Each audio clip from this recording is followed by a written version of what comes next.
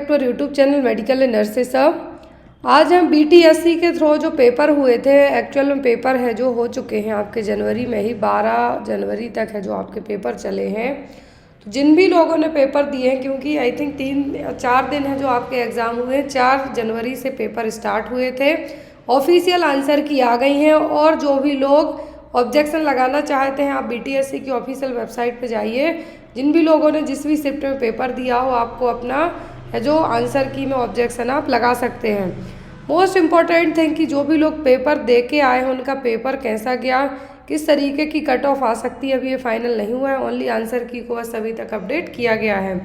तो जिन भी लोगों ने 11 जनवरी 2024 को इवनिंग शिफ्ट के अलावा कोई और शिफ्ट में या किसी और डेट में पेपर दिए हों, तो वो लोग मेरे व्हाट्सएप नंबर पर है जो पेपर भेज सकते हैं, ताकि अपकमिंग टाइम के लिए जब भी आप कोई सा भी एग्ज़ाम देंगे तो आपको ये पेपर है जो आपके लिए हेल्पफुल रहेंगे।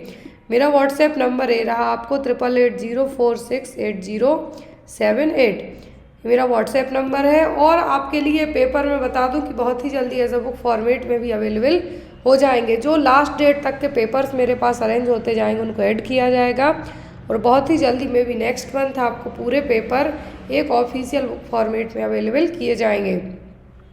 तो यहाँ पर जो भी लोग अपकमिंग टाइम में पेपर दे रहे हैं वो लोग ज़रूर देखना, चाहे आप जीएनएम का दे रहे हो या एएनएम का। ये पेपर तो एएनएम वालों का है, जो कि नोटिफिकेशन के साथ बताया गया है। यहाँ पे एएनएम वालों का पेपर है जो कि 11 जनवरी को कंडक्ट किया गया था 2024 में। एएनएम का ये दूसरा पेपर है। इसके पहले पंजाब में भी हो चुका है, सिलेक्ट किया गया था। पेपर का फॉर्मेट हिंदी इंग्लिश दोनों लैंग्वेज में था। जिनको जो लैंग्वेज पढ़ना इजी लगी उन्होंने, मैं कोशिश करूंगी कि आपको यहाँ पे आप इंग्लिश में भी क्वेश्चंस को एक्सप्लेन किया जा सके। तो यहाँ पे पहला क्वेश्चन आया था, निम्नलिखित में से कौन सा स्वास्थ्य संचार के लिए शिक्षाप्रद संचार दृष्टिकोण का एक उदाहरण है। शिक्षाप्रद और स्वास्थ्य संचार के लिए मतलब कि यहाँ पे हेल्थ एजुकेशन की बात की गई है। तो हेल्थ एजुकेशन के लिए यहाँ पर सबसे अच्छा जो दृष्टिकोण क्या होगा, कठपुतलियाँ मतलब कि जो पपेट शो होते हैं वो, गीत, पैम्पलेट्स या फिर फिल्म्स। तो सबसे अच्छा हेल्थ एजुकेशन के लिए जो भी चीज़ बताई जाएगी अकॉर्डिंग टू ऑप्शंस के वो होंगे पैम्पलेट्स बांटना। अगला क्वेश्चन है, फेफड़ों की धमनियों में उच्च रक्तचाप किस स्थिति की विशेषता है। फेफड़ों की धमनियों में मतलब कि जो लंग्स में जो भी आर्टरीज हैं, यहाँ पर आपको सीधा सीधा सा पूछा गया है कि जो आर्टरीज में बीपी बढ़ रहा है वो क्या, सिस्टमिक उच्च रक्तचाप, पल्मोनरी एम्बोलिज्म। लेकिन यहाँ पे बीपी बढ़ने की समस्या पूछी गई है, तो यहाँ पर पल्मोनरी हाइपरटेंशन होगा। पल्मोनरी आर्टरी किसके लिए है, ये लंग्स के लिए। क्लियर। नेक्स्ट है यहाँ पे क्वेश्चन, निम्नलिखित में से कौन सा होम विजिटिंग का चौथा चरण है जिसका तात्पर्य घर पर लोगों की स्वास्थ्य आवश्यकताओं को पूरा करना है। होम विजिटिंग का यहाँ पर 4th स्टेज पूछी है। फैक्ट फाइंडिंग, एक्शन और स्वास्थ्य चिकित्सा, डेटा फाइंडिंग या फिर सेवाओं का मूल्यांकन। मूल्यांकन आप है जो उस टाइम पे नहीं करेंगे। यहाँ पर होम विजिट की जो फेज़ पूछी है वो है, होम विजिट की फेज़ है। यहाँ पर आपको ऑप्शन दिख ही रहे हैं, लेकिन आपको जब पूरी फेज़ पता होगी तब आप बता पाएंगे। तो यहाँ पर जो चौथी फेज़ है, क्या है, चौथा चरण, और 4th फेज़ है होम विजिट की, वो कौन सी है यहाँ पर, वो है एक्शन और स्वास्थ्य शिक्षा। और जो भी लोग अपकमिंग टाइम में एएनएम का पेपर दे रहे हैं, मैं उनको बता दूं कि क्वेश्चन उनके लिए बहुत ही ज़्यादा हेल्पफुल रहेंगे। नेक्स्ट है यहाँ पे आपको, पशु के शुक्राणु के सिर को ढकने वाला एक अंग है और इसमें एंजाइम्स होते हैं जो अंडाणु कोशिका कोटिंग को पचाते हैं, इसमें शुक्राणु को अंडाणु में प्रवेश करने की अनुमति मिलती है। ये रहा यहाँ पे स्पर्म।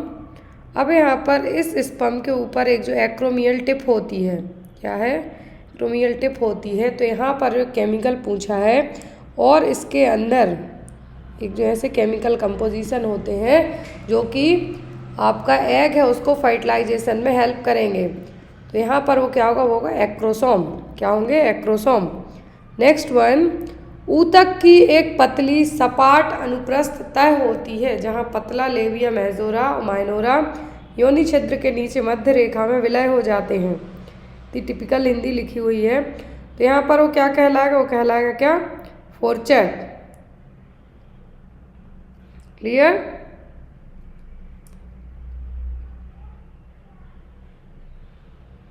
यहाँ पर क्या है, फोरचेट। नेक्स्ट इज निम्नलिखित में से कौन सी काउंसलिंग की विशेषता नहीं है? काउंसलिंग की विशेषता, तो यहाँ पर दृष्टिकोण गहन एवं अंतर्मुखी है, मतलब कि यहाँ पर एक इसका एम होना चाहिए। यह परिक्षेप को बदलने स्वयं समाधान प्राप्त करने मदद करने की प्रवृत्ति रखता है, मतलब आपको एक तरीके से हम ये कहेंगे कि आपके जो भी डिसीजन हैं उनको चेंज करने में भी हेल्प करेगा। रेमेडियल एवं क्यूरेटिव, तो यहाँ पर ये भी है कि आपको कोई प्रॉब्लम है तो ये काउंसलर आपकी बात सुनेगा, जो चीज़ें आप अपने घर वालों को नहीं बता पा रहे हैं उससे भी आपकी परेशानी ठीक की जा सकती है। खुला और कम निजी ऐसा बिल्कुल भी नहीं है, काउंसलिंग हमेशा प्राइवेसी यहाँ पर मेंटेन करके रखी जाती है काउंसलिंग में। नेक्स्ट है प्री एक्लेम्सिया आमतौर पर गर्भावस्था के कितने सप्ताह बाद होता है? प्री एक्लेम्सिया मतलब प्रेगनेंसी में बीपी का बढ़ना, और जनरली आफ्टर 20 वीक की प्रेगनेंसी के बाद होगा। जो टोटल ड्यूरेशन 42 हफ्तों का होता है, लेकिन ये 20 वीक की प्रेगनेंसी के बाद भी हो सकता है। नेक्स्ट क्वेश्चन यहाँ पे, निम्नलिखित में से कौन सी नर्सिंग केयर की समुदाय आधारित सेटिंग की विशेषता है? कौन सी नर्सिंग केयर की समुदाय आधारित सेटिंग की विशेषता है? तो एक ग्राहक के मूल्यों के आधार पर पारस्परिक रूप से तय किए गए हस्तक्षेपों के साथ स्वायत्त अभ्यास। तो यहाँ पर नर्सिंग केयर समुदाय क्या है? कम्युनिटी हेल्थ केयर है जो यहाँ पर उसके बारे में पूछा गया है। तो क्या है? ग्राहकों के मूल्यों के आधार पर पारस्परिक रूप से तय किए गए हस्तक्षेपों के साथ स्वायत्त अभ्यास। अगला क्वेश्चन है, किस उम्र तक के एक बच्चे को कम से कम 6 ब्लॉक्स को स्टैक करने में सक्षम होना चाहिए? 6 ब्लॉक्स है जो जनरली 24 महीने का बच्चा ही यहाँ पे जोड़ पाएगा। नेक्स्ट वन, संक्रमण की प्रतिक्रिया में सूजन की प्रक्रिया में निम्नलिखित को छोड़कर सभी शामिल हैं। कुछ भी इन्फेक्शन होता है तो स्वेलिंग होगा यहाँ पर, तो स्वेलिंग में क्या होगा? संक्रमण स्थल पर प्रतिरक्षा कोशिकाओं का प्रवाह, तो बिल्कुल सही है। प्रभावित क्षेत्र में रक्त की बढ़ती हुई धारा, जहाँ पे भी ब्लड है जो वहाँ पे क्या होगा? ब्लड फ्लो है जो ज़्यादा होगा। हिस्टामिन अलग रिलीज होते हैं जब भी इन्फेक्शन होता है, लेकिन दीर्घकालिक संकुचन यहाँ पर इसका हिस्सा नहीं है। नेक्स्ट है स्वच्छता की विशेषताएं, क्लीनलीनेस की यहाँ पर विशेषताएं पूछी हैं। यह आवश्यक उपकरणों के उपयोग के माध्यम से बीमारी की रोकथाम पर केंद्रित है, बिल्कुल सही है। दूसरा है डिटर्जेंट का उपयोग करके वस्तुओं की सतह से गंदगी हटाने में हेल्प होगी, ये भी सही है। सूक्ष्म जीवों को हटाने के लिए क्लोरीन का उपयोग भी किया जाता है, तो ये भी सही है। दैट मीन्स यहाँ पे आपके तीनों सही है, और जब तीनों सही हैं तो आंसर क्या होगा? 1, 2 और 3। नेक्स्ट क्वेश्चन है यहाँ पे, पोषण शिक्षा के लिए पहचाने गए लाभार्थी समूहों के बारे में निम्नलिखित में से कौन सा कथन सत्य नहीं है? पोषण शिक्षा मतलब न्यूट्रिशनल एजुकेशन के बारे में बात की गई है, जो बेनिफिशियर्स हैं उनमें से सही क्या नहीं है? तो यहाँ पे वल्नरेबल ग्रुप 10 वर्ष से कम उम्र के बच्चे हैं। प्राथमिक समूह में बच्चों की माताएं आएंगी। लक्षित जनसंख्या मतलब बच्चों की देखभाल करने वाले व्यक्ति। तो यहाँ पर वल्नरेबल का मतलब होगा कि ऐसे जो बिल्कुल भी किसी भी तरीके से सक्षम नहीं है, बहुत छोटे, क्या है? वल्नरेबल ग्रुप का मतलब है यहाँ पर क्या? बहुत ज़्यादा छोटे बच्चे। तो यहाँ पर आपका आंसर क्या होगा? केवल 1, जो कि एक असत्य है। नेक्स्ट वन, प्लेसेंटा के निष्कासन के लिए मुख्य रूप से जिम्मेदार मांसपेशी कौन सी है? प्लेसेंटल एक्सपल्सन के लिए जो मांसपेशी जिम्मेदार है वो क्या है? गर्भाशय की चिकनी मांसपेशी। नेक्स्ट वन, निम्नलिखित में से कौन सा व्यापक स्कूल स्वास्थ्य कार्यक्रम का प्रमुख घटक है? कम्युनिटी हेल्थ नर्सिंग में पढ़ा है, जीएनएम वालों ने भी पढ़ा है, स्कूल हेल्थ प्रोग्राम के बारे में है। तो यहाँ पर छात्र नेतृत्व शासन, शारीरिक शिक्षा, आवधिक शैक्षणिक परीक्षण या फिर स्वास्थ्य और पोषण शिक्षा। तो यहाँ पर हेल्थ जो स्कूल हेल्थ प्रोग्राम होते हैं उसमें आपकी फिजिकल मेंटल जो हेल्थ पे फोकस किया जाएगा। तो यहाँ पर आपका आंसर क्या होगा? 2nd और 4th। नेक्स्ट है, निम्नलिखित में से कौन सी सीबीओ की विशेषता नहीं है? सीबीओ की विशेषता यहाँ पे कौन सी नहीं है? किसी बाहरी एजेंसी से प्रेरणा, सीमांत समूहों का प्रतिनिधित्व, स्वदेशी ज्ञान पर विश्वास। क्या है जो नहीं है? पेपर बहुत ही अच्छा आया था यहाँ पे, तो ये हिंदी में इतनी ज़्यादा। तो यहाँ पर जो सीबीओ है, क्या है? सीबीओ की विशेषता यहाँ पर तीनों नहीं है। बाहरी एजेंसी से प्रेरणा लेना, सीमांत समूहों का प्रतिनिधित्व, और है यहाँ पे क्या आपका लास्ट में स्वदेशी ज्ञान पर विश्वास। यहाँ पर ऐसा नहीं है, यदि आप कुछ भी हेल्थ रिलेटेड फील्ड में काम करते हैं तो यहाँ पे आपको पता होना चाहिए। तो यहाँ पर आपका आंसर क्या होगा, तीनों। अगला क्वेश्चन है, टिक्स द्वारा प्रसारित एक वेक्टर जनित रोग, तो टिक्स के लिए रिस्पॉन्सिबल कौन सी डिसीज होगी, वो होगी लाइम डिसीज। क्या है, लाइमी डिसीज। अगला है, हैजा जैसी जल जनित बीमारियों के नियंत्रण के लिए कौन सा हस्तक्षेप महत्वपूर्ण है। तो हैजा का मतलब है यहाँ पे क्या, कोलेरा। कोलेरा फैलता कैसे, गंदे पानी के कारण। तो यहाँ पर वो गंदे पानी को ही आप सुरक्षित पानी में कन्वर्ट करेंगे तो इसको आप ट्रीट कर सकते हैं, मैनेज कर सकते हैं। नेक्स्ट वन, 4 से 8 वर्ष की आयु के बच्चों के लिए अनुशंसित दैनिक कैल्शियम सेवन। तो 4 से 8 वर्ष की एज के लिए कैल्शियम की जो अमाउंट पूछी है वो होगी 1000 मिलीग्राम, 1000 mg। किस उम्र के एक बच्चे से स्वतंत्र रूप से चलने की उम्मीद की जानी चाहिए। 6 से 9 महीने, 22 से 29, 18 से 24। तो 18 से 24 में तो बच्चे स्टेयर्स चढ़ने लगते हैं, लेकिन यहाँ पर ओनली चलने की उम्मीद तो वो है 10 से 18 महीने के बच्चे। अगला क्वेश्चन, जनसंख्या स्थिरता कोष के किस रणनीति के तहत निजी क्षेत्र के स्त्री रोग विशेषज्ञों, पुरुष नसबंदी सर्जनों को सार्वजनिक निजी भागीदारी मोड में स्टरलाइजेशन ऑपरेशन करने के लिए आमंत्रित करता है। मतलब यहाँ पर कि जो गवर्नमेंट जितने भी जो कैंप वगैरह लगाते हैं स्टरलाइजेशन के लिए, परमानेंट फैमिली प्लानिंग के लिए, तो यहाँ पर गवर्नमेंट के और जो निजी क्षेत्र के मतलब प्राइवेट सेक्टर के स्त्री रोग विशेषज्ञ हैं और पुरुष नसबंदी सर्जनों के लिए एक जगह है जो स्टरलाइजेशन प्रोसेस में हेल्पफुल रहेंगे। वो यहाँ पर रणनीति कौन सी होगी, संतुष्टि रणनीति। नेक्स्ट, नवजात मृत्यु दर और रुग्णता दर में त्वरित कमी के लिए home based newborn care HBNC की शुरुआत कब की गई थी। हुई थी 2011 में। ये आपकी 8 दिन पहले की क्लास में जो NM क्लास ली गई थी उसमें HBNC पढ़ाया गया था। नेक्स्ट है, इलेक्ट्रॉनिक हेल्थ रिकॉर्ड में सार्थक उपयोग मानदंड किस लिए डिजाइन किया गया है। इलेक्ट्रॉनिक हेल्थ रिकॉर्ड में जो सार्थक उपयोग है यूज़ किया गया है कि HR का उपयोग इस तरह से किया जाना चाहिए इससे रोगी की देखभाल पर पॉजिटिव इम्पैक्ट पड़े, सकारात्मक प्रभाव पड़े। प्रसव पूर्ण परामर्श के दौरान माँ के साथ जन्म योजनाओं पर चर्चा करते समय मुख्य रूप से किस पर ध्यान केंद्रित करना चाहिए। यदि आप प्रसव पूर्व परामर्श मतलब डिलीवरी के पहले आप माँ का जो भी चेकअप करते हैं तो जो उसकी बर्थ को लेकर जो भी प्रोसेस होनी है किस पे ध्यान करेंगे। दर्द प्रबंधन के लिए व्यक्तिगत प्राथमिकताएं, बच्चे के जन्म के लिए माँ की जो मेंटल कंडीशन, प्रसव के दौरान संभावित चिकित्सा हस्तक्षेप। तो यहाँ पर तीनों चीज़ों पे आपको फोकस करना है। अगला क्वेश्चन है, वयस्कों में जटिल मूत्र पथ संक्रमण, देखिए कितना खतरनाक सा नाम है, यूट्राइन ट्रैक्ट इन्फेक्शन के लिए UTI के लिए प्रथम पंक्ति उपचार मतलब UTI की ड्रग ऑफ चॉइस पूछी है तो वो क्या है, नाइट्रोफ्लोरेटॉइन। क्या है, नाइट्रोफ्लोरेटॉइन। नेक्स्ट वन, नवजात पुनर्जीवन रिससिटेशन के दौरान यदि हृदय गति निम्नलिखित में से किससे कम हो जाए तो छाती को दबाना शुरू कर देना चाहिए। तो यहाँ पर जो नॉर्मल पल्स रेट होती है फीटस की जो न्यूबॉर्न बेबी है वो होती है 120 to 160 तक, लेकिन यदि यहाँ पर कितने से कम हो जाए तो आपको रिससिटेट करना है जब 30 सेकंड के बाद 60 BPM, प्रभावी वेंटिलेशन के 30 सेकंड के बाद 60 BPM।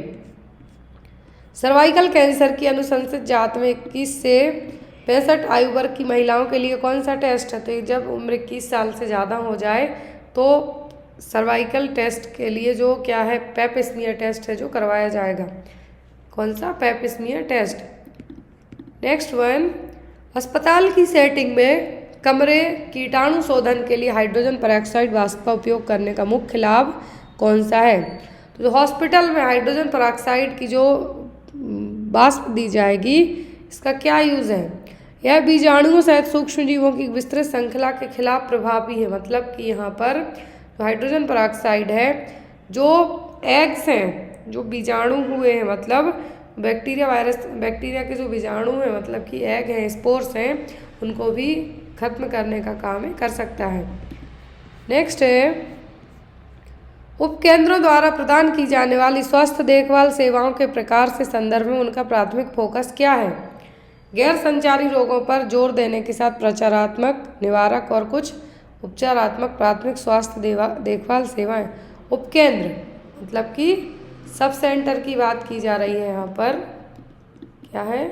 सब सेंटर की यहाँ पे बात की जा रही है। तो प्राथमिक फोकस क्या होगा कि जो गैर संचारी मतलब नॉन कम्युनिकेबल डिसीज़, संचारी का मतलब कम्युनिकेबल और गैर संचारी मतलब नॉन कम्युनिकेबल डिसीज़ पर को जोर देना है। नेक्स्ट वन, पर्ट्यूसिस के शुरुआती लक्षण। तो पर्ट्यूसिस, बॉर्डिटेला पर्ट्यूसिस रिस्पॉन्सिबल है।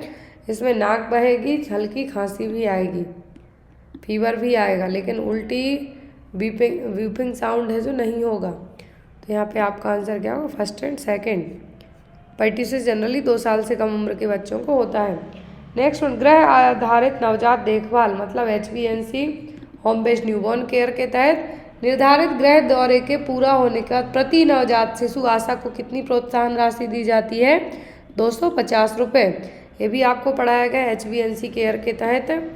आशा वर्कर को यदि होम बेस्ड डिलीवरी हुई है या फिर हॉस्पिटल बेस्ड डिलीवरी हुई है तो होम बेस्ड होती है तो विजिट अलग होती हैं, और यदि हॉस्पिटल इंस्टीट्यूशनल है तो अलग विजिट रहेंगी। तो पर विजिट दिया जाता है 250 रुपये। नेक्स्ट, निम्नलिखित में से कौन सा सामुदायिक स्वास्थ्य नर्सिंग की विशेषता नहीं है?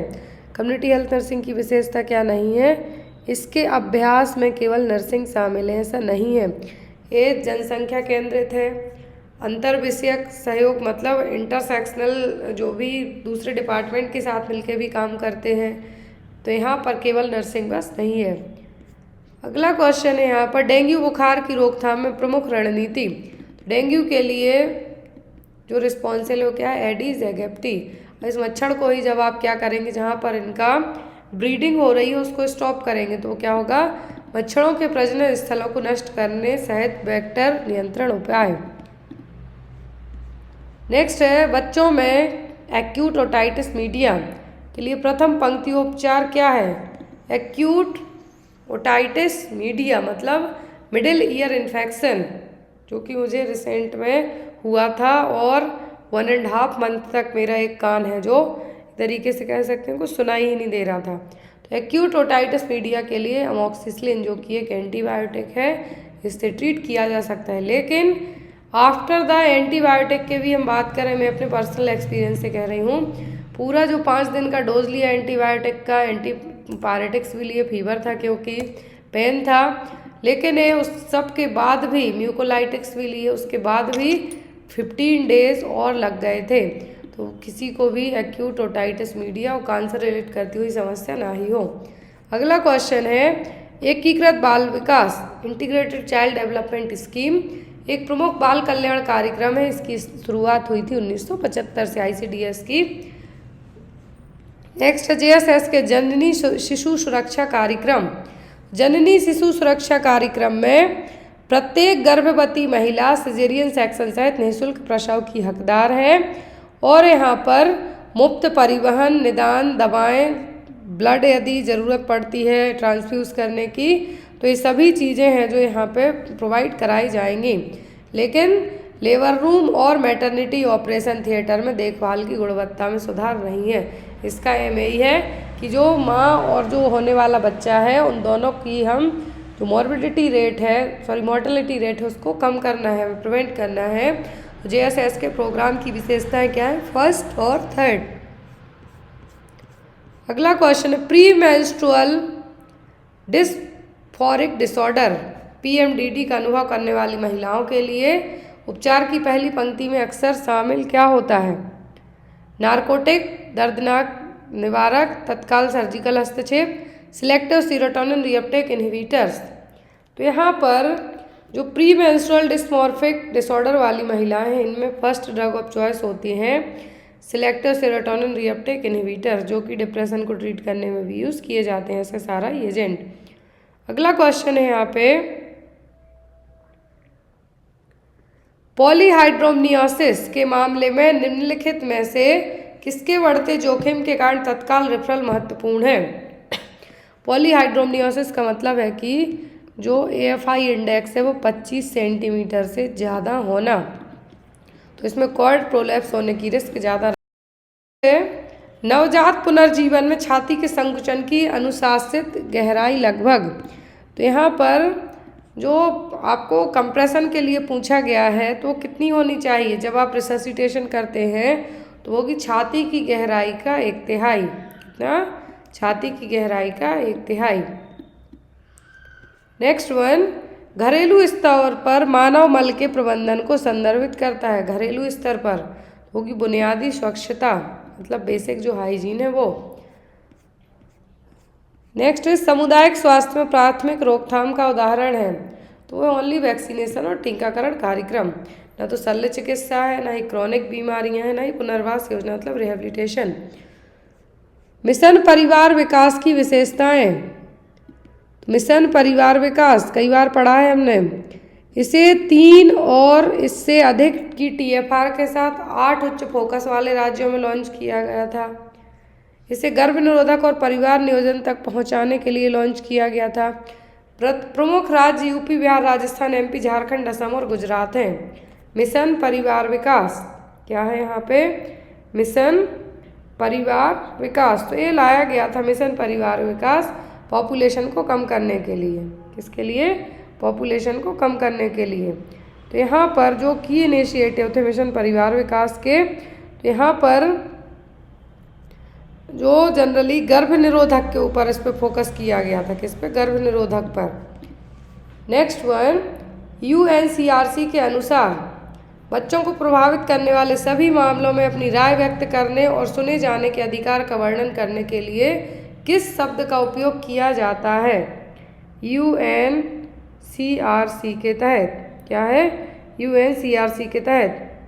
तो यहाँ पर UNCRC का मतलब क्या है? United national convention on the right of children. क्या है? United nation convention on right of children.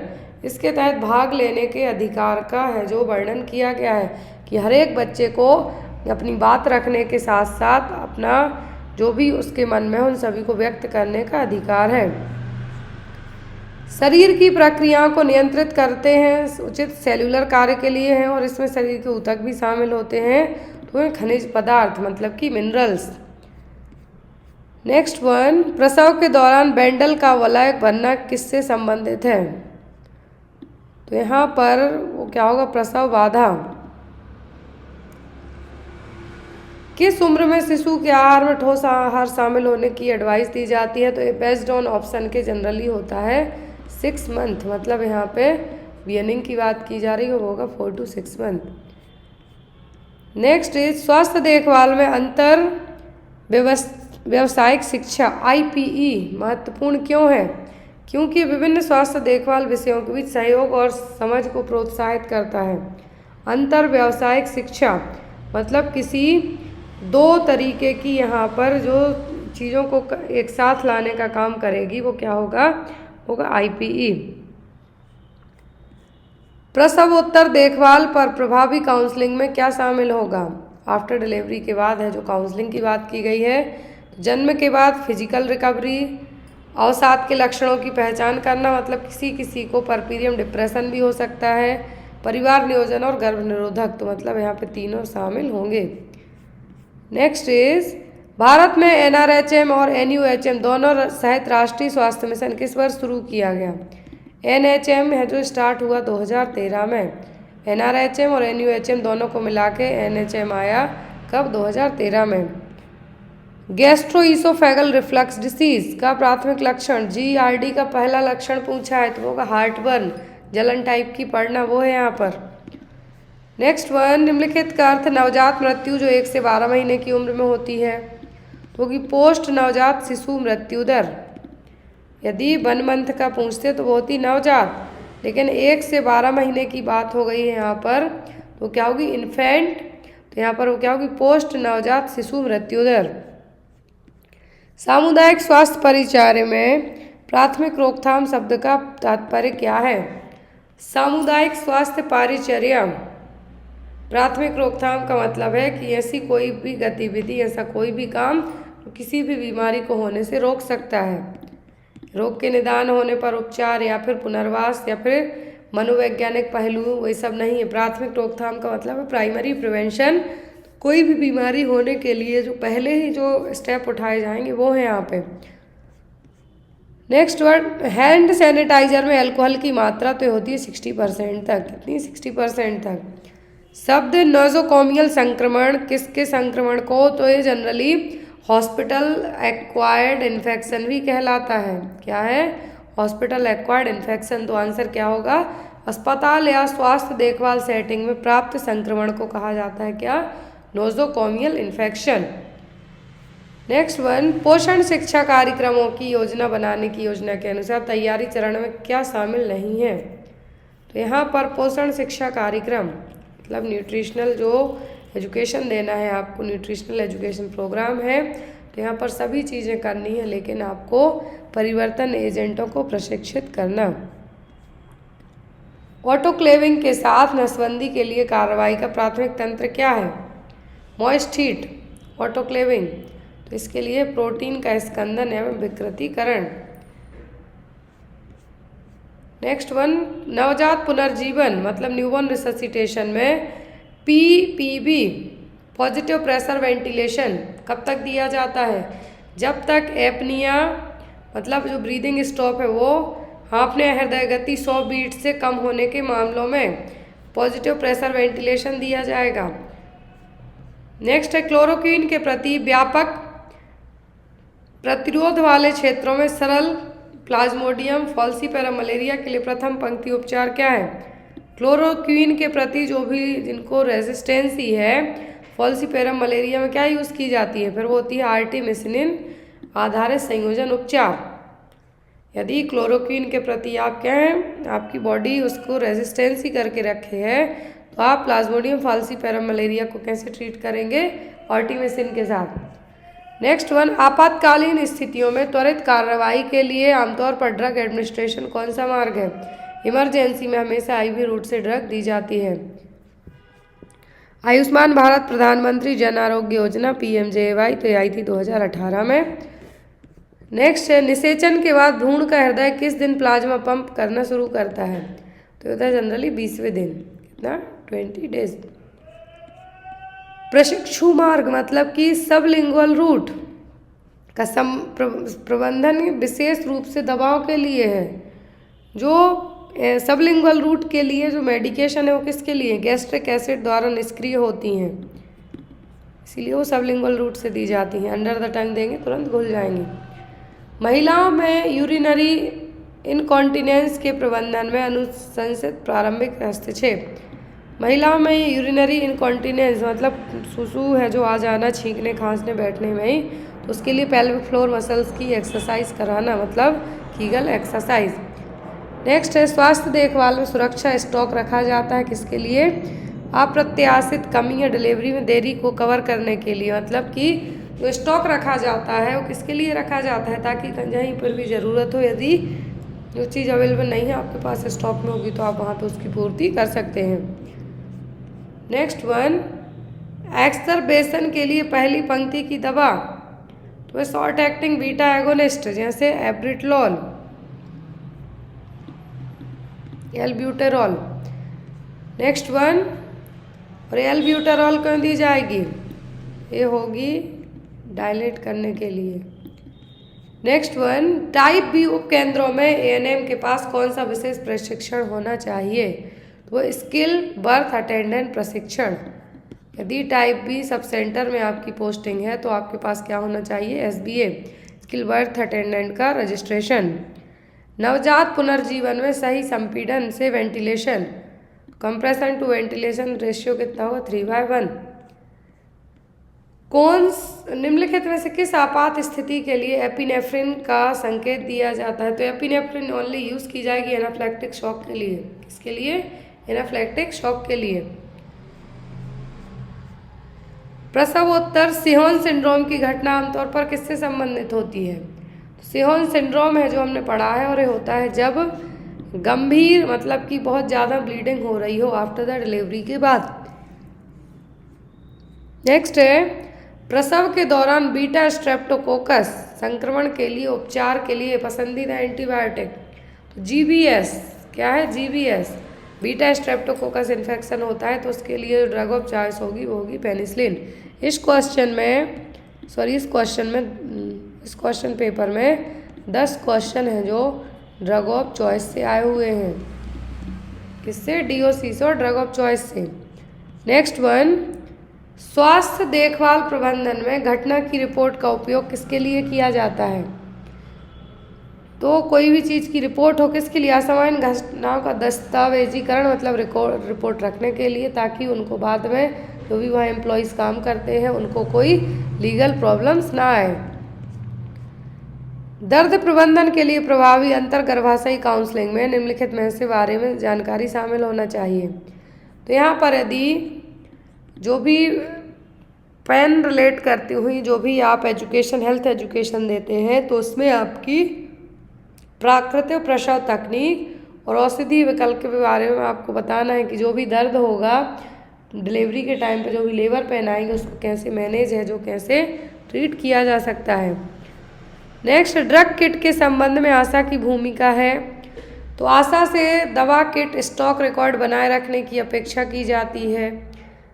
हर 3 माह में PSC की समीक्षा बैठक ये बिल्कुल भी नहीं किया जाएगा। यहाँ पे दवा किट आशा को उचित प्रथम स्तरीय संपर्क देखभाल करने में प्रदान करने में सक्षम बनाती है। यदि जरूरी पड़ी तो फर्स्ट एड केयर में है जो आशा को ये पूरी किट यूज़ करनी आनी चाहिए। इंट्राडर्मल वैक्सीन एडमिनिस्ट्रेशन, तो इंट्राडर्मल जो भी वैक्सीन है इंजेक्शन दिए जाते हैं 15 डिग्री एंगल पर। होम बेस्ड न्यूबॉर्न केयर कार्यक्रम के तहत आशा को जीवन के पहले कितने दिनों तक सभी नवजात शिशुओं का दौरा करने की आवश्यकता होती है, तो होती है 42 दिनों तक। कितना, 42 दिनों तक। नेक्स्ट वन, एक अशक्त महिला के प्रसव के संदर्भ में अरेस्ट ऑफ डिसेंट का निदान तब किया जाता है जब कितने समय तक भ्रूण के डिसेंट की कोई प्रगति नहीं होती है, तो दूसरे चरण में कम से कम 2 घंटे तक। कितना, दूसरे चरण में कम से कम 2 घंटे तक। नेक्स्ट है, नियमित मासिक धर्म वाली महिला के लिए गर्भधारण आमतौर पर आखिरी मासिक धर्म के पहले कितने दिन के लगभग बाद होता है। इसके कंटिन्यू पीरियड्स आते हैं तो उनको जो यदि लास्ट जो पीरियड आया है उसके कितने दिनों के पहले कंसीव किया जा सकता है, तो 11वें से 21 दिन के अंदर, क्योंकि आफ्टर 21 डेज़ के बाद जो ओवुलेशन की कंडीशन आती है उस टाइम पे ओवम यदि रिलीज़ हो जाएगा तो फिर कुछ काम का नहीं है। तो यहाँ पर ओवम के लिए ही तो गर्भधारण आमतौर पर आखिरी मासिक धर्म के पहले दिन के लगभग 11 से 21 दिनों के बाद होता है। चिकन पॉक्स से पीड़ित बच्चों के लिए कौन सी एंटीपायरेटिक, तो वो है एसिटामिनोफेन। हेल्थ केयर इन्वेंट्री प्रबंधन में लीड टाइम का तात्पर्य किस समय से, मतलब जब ऑर्डर दिया जाता है, ऑर्डर दिए जाने से लेके डिलीवरी तक का जो टाइम है वो कहलाएगा लीड टाइम। नेक्स्ट वन, प्रसव के तीसरे चरण के सक्रिय संबंधन, तो प्रसव के तीसरे चरण में जो आपका मुख्य मैनेजमेंट होगा वो होगा ब्लीडिंग को कम करना। After the baby placenta delivery के बाद ब्लीडिंग को कम करना। नेक्स्ट है, एक त्वचा की स्थिति में खुजली और दाने का कारण बन सकती है, सूक्ष्म कण के कारण होती है, क्या है, तो ये कहलाती है खुजली। क्वेश्चन का आंसर ही क्वेश्चन में है। गर्भावस्था में गंभीर एनीमिया, सीवियर एनीमिया मतलब 7 ग्राम पर DL से कम हो हीमोग्लोबिन लेवल, तब 11 ग्राम से कम हो मतलब नॉर्मली प्रेगनेंसी में एनीमिया कंसीडर किया जाएगा। तपेदिक मतलब टीबी के लिए कौन सा प्रभावी प्राथमिक रोकथाम है, तो होगा BCG टीकाकरण। बेसिलस कालमेटिग्यूरिन इंट्राडर्मल अपर आर्म में है जो दिया जाता है। प्रसवोत्तर हेमेटोमा के निदान के लिए कौन सी एक प्रमुख संकेतक है, आफ्टर डिलीवरी के बाद परपीरियम पीरियड में हेमेटोमा पूछा है, तो वह दर्द के साथ या दर्द के बिना पेरिनियल क्षेत्र में एक पैल्पेबल मास का बनना। राष्ट्रीय कुष्ठ उन्मूलन कार्यक्रम के तहत अस्पताल में रहने के दौरान मजदूरी के नुकसान की भरपाई के लिए चिन्हित सरकारी और NGO संस्थानों में प्रमुख पुनर्निर्माण सर्जरी के लिए कुष्ठ प्रभावित व्यक्तियों को कितनी राशि दी जाती है, मतलब नेशनल लेप्रोसी इरेडिकेशन प्रोग्राम के तहत ये अमाउंट दिया जाता है 8,000 है। NLEP मतलब नेशनल इरेडिकेशन ऑफ लेप्रोसी। यहाँ पर जो लेप्रोसी का प्रोग्राम है उसके अकॉर्डिंग जो भी लोग यहाँ पर जो कुष्ठ रोग के लिए, लेप्रोसी के लिए सर्जरी वगैरह कराते हैं तो उनको एज अ प्रोत्साहन के तौर पर 8,000 रुपये दिए जाते हैं, क्योंकि जिस टाइम वो मजदूरी करनी चाहिए उस टाइम वो हॉस्पिटल में, तो उस नुकसान की भरपाई के लिए उनको 8,000 रुपये पे किया। कीटाणु शोधन के लिए पराबैंगनी मतलब कि यूवी प्रकाश का उपयोग करने की निम्नलिखित में से कौन सी सीमा है? तो यहाँ पर पूछा गया है कि जो यूवी रेस यूज़ की जाएंगी, क्या है, जो UV rays ultraviolet rays use की जाएंगी, तो यहाँ पर वो कौन सी होंगी? वो होगी अपारदर्शी सामग्रियों को भेदने में असमर्थता वाली रेस। कौन सी? अपारदर्शी सामग्रियों को भेदने में असमर्थता। अगला क्वेश्चन है यहाँ पर, निम्नलिखित में से क्या आमतौर पर नवजात शिशु की प्रारंभिक देखभाल में शामिल नहीं है? तो यहाँ पर प्रारंभिक देखभाल में कौन सा शामिल नहीं है? जो न्यूबॉर्न बेबी है उसके लिए इंट्रामस्कुलर विटामिन के का इंजेक्शन दिया जाता है, हेपेटाइटिस बी दिया जाता है, एंटीबायोटिक आई ड्रॉप और ऑइंटमेंट या फिर विटामिन के का मौखिक प्रबंधन। तो जो एज एन इनिशियल में शामिल नहीं है वो क्या होगा? विटामिन डी का मौखिक प्रबंधन। और यहाँ पर एंटीबायोटिक आई ड्रॉप भी नहीं दी जाती है एज सुन एज पॉसिबल जब बेबी होते हैं, न्यूबॉर्न बेबीज़। लेकिन यदि हाँ उनकी आंखों में कुछ इन्फेक्शन वगैरह है, ऑप्थेल्मिया न्यूनेट्रम होता है, तो उनको उस केस में दी जा सकती है, लेकिन विटामिन के है जो ओरली न्यूबॉर्न बेबी में यहाँ पे नहीं दिया जाएगा। नेक्स्ट वन, प्रारंभिक देखभाल सेटिंग में तपेदिक निदान की सबसे अधिक पुष्टि निम्नलिखित के द्वारा की जाती है। टीबी के लिए यहाँ पे पूछा गया है कि सबसे अधिक पुष्टि कंप्लीट ब्लड काउंट से, चेस्ट एक्सरे से, कि माउंटेक्स ट्यूबरकुलिन स्किन टेस्ट से। लार्ज वे में करना है तो sputum smear microscopy. Next one, पारिवारिक जीवन शिक्षा अपने व्यवहार में एक अध्ययन का एक क्षेत्र है। पारिवारिक जीवन शिक्षा किस तरीके का क्षेत्र है? तो यह है बहु अनुशासनात्मक। नेक्स्ट वन, गर्भवती महिला में गर्भावस्थागत मधुमेह निम्नलिखित में से किसके लिए एक जोखिम कारक है? तो वो जो प्रेगनेंसी में जेस्टेशनल डायबिटीज़ की कंडीशन होती है, हाई जो ब्लड शुगर लेवल बढ़ा हुआ होता है, तो क्या है जो एक एज कॉम्प्लिकेशन के तौर पर डेवलप हो सकता है? तो वो होगा मैक्रोसोमिया। लार्ज साइज बेबी है जो डायबिटिक मदर्स के पैदा हो सकते हैं। नेक्स्ट वन, डेंटल हाइजीन के बारे में कौन सा कथन सत्य है? दिन में कम से कम 2 मिनट तक दांतों को ब्रश करना चाहिए, बिल्कुल सही है। लोगों को एडीएस स्वीकृत फ्लोराइड टूथपेस्ट का उपयोग करना चाहिए, भी सही है।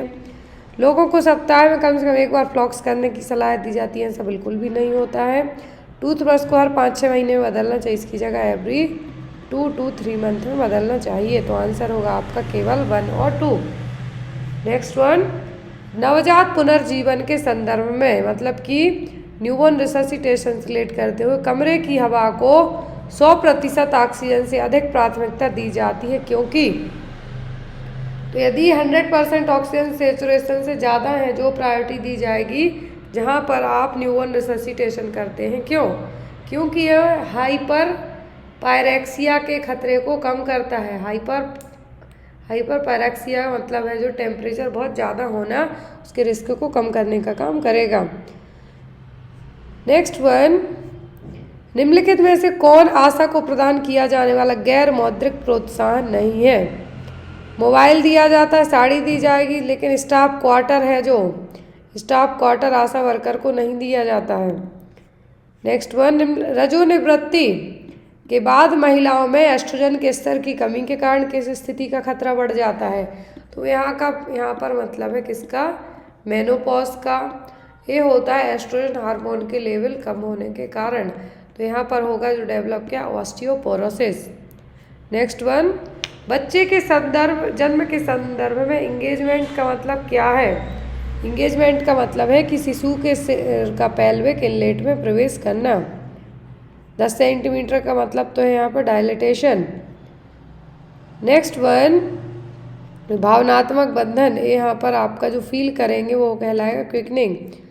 नेक्स्ट वन, सामुदायिक स्वास्थ्य टीम में एक सामुदायिक स्वास्थ्य अधिकारी की प्राथमिक जिम्मेदारी निम्नलिखित में से क्या होती है? तो होती है कि सार्वजनिक स्वास्थ्य नीतियों कार्यक्रमों को पर्यवेक्षण करना, मतलब रेगुलरली चेक करते रहना कि जो टीम सामुदायिक स्वास्थ्य अधिकारी है तो यहाँ पर ये सभी चीज़ों को चेक करेगा। नेक्स्ट वन, हृदय संबंधी समस्याओं वाली महिलाओं में प्रसव के दौरान एंडोकार्डाइटिस के खिलाफ रोकथाम के लिए अनुशंसित एंटीबायोटिक है। जिन भी लेडीज़ को क्या है हार्ट से रिलेट करती हुई प्रॉब्लम है, लेकिन उनको यदि एंडोकार्डाइटिस की कंडीशन डेवलप होती है तो उनको कौन सी एंटीबायोटिक दी जाएगी, तो वो कि अमोक्सिसिलिन। कौन सी? अमोक्सिसिलिन। नेक्स्ट वन, टीके की बर्बादी से बचने के लिए किस पद्धति की अनुशंसा की जाती है, तो होती है यहाँ पर बहुखुराक सीसी का उपयोग करना। इसकी वैधता अवधि के भीतर बहुखुराक सीसी का उपयोग करना, मतलब जो वयाल में जितना डोज है उसको जो एक मिनिमम ड्यूरेशन है उसके अंदर यूज़ करना, अदरवाइज उसको थ्रो इट कर देना। अगला क्वेश्चन, वह घटना जहाँ किसी व्यक्ति की प्रतिरक्षा प्रणाली गलती से शरीर की अपनी कोशिकाओं पर हमला कर दे, वो कहलाती ऑटो इम्यूनिटी, की आपकी खुद की सेल आपकी बॉडी की जो अच्छी सेल्स उन पर अटैक कर दें। नेक्स्ट वन, निम्नलिखित में से कौन सा क्षेत्र काउंसलिंग प्रक्रिया के माध्यम से कवर किया जाता है? नैतिक, सामाजिक होगा, लीजर होगा, वोकेशनल होगा। तो यहाँ पर ये तीनों होंगे। लास्ट क्वेश्चन है यहाँ पर, प्रसव पूर्व देखभाल के संदर्भ में फॉलिक एसिड का प्रशासन मुख्य रूप से किसके रोकथाम के लिए, मतलब यहाँ पर जन्म के पहले ही जो फॉलिक एसिड दिया जाता है, क्यों दिया जाता है कि जो फीटस में भ्रूण में न्यूरल ट्यूब डिफेक्ट होता है, न्यूरल ट्यूब दोष होता है, उसको रोका जा सके। तो ये था ऑफिशियल पेपर बिहार का। अब जो भी लोग, मेरी उन सभी से रिक्वेस्ट है, जो लोग 4 तारीख से लेके इसके बाद तक जो मे भी पेपर हुए हैं उनके बाद तक, आई थिंक 12 तारीख तक पेपर चले हैं, 4 से 12 तक, तो आपने जिन भी शिफ्ट में पेपर दिए हों आप मेरे व्हाट्सएप नंबर पर पेपर ज़रूर भेजें ताकि मैं भी चेक करूं कि आपको किस तरीके के कैसे कैसे पेपर्स आए हुए थे, और उन पेपर्स को आपके लिए चैनल पे अपडेट कर दिया जाएगा ताकि नेक्स्ट टाइम जब भी आप कोई से भी स्टेट का पेपर देंगे तो आपको एक क्वेश्चन पेपर हेल्पफुल रहे। मेरा व्हाट्सएप नंबर सभी को डिस्क्रिप्शन बॉक्स में मिल जाएगा। Thank you for watching.